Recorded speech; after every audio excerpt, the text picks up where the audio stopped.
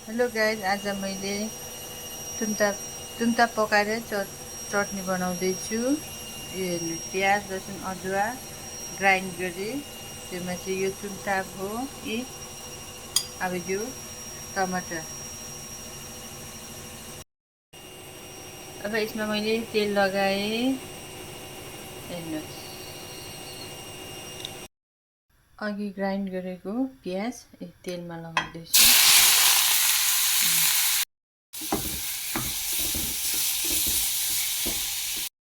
पनि मैले टमाटर र खुर्सानी ग्राइन्ड गरेर राखेको छु।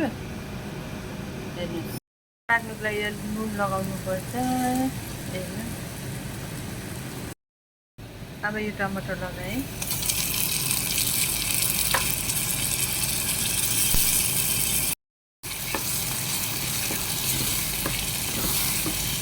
यो रातो कलर हो न, मसाला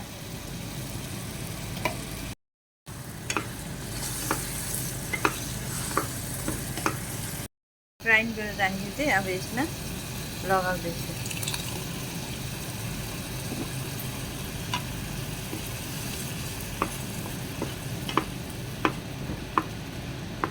अब यो राम्ररी सुक्खा भएर पाक्नुपर्छ।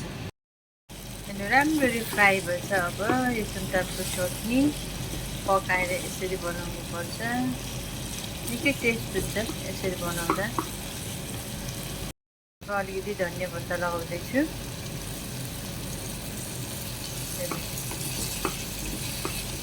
यो अब रेडी भयो।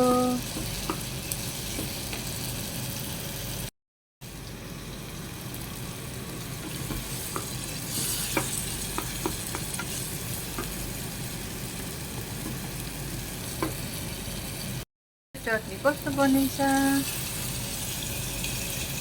मेरो च्यानललाई लाइक र सब्सक्राइब गरिदिनु होला।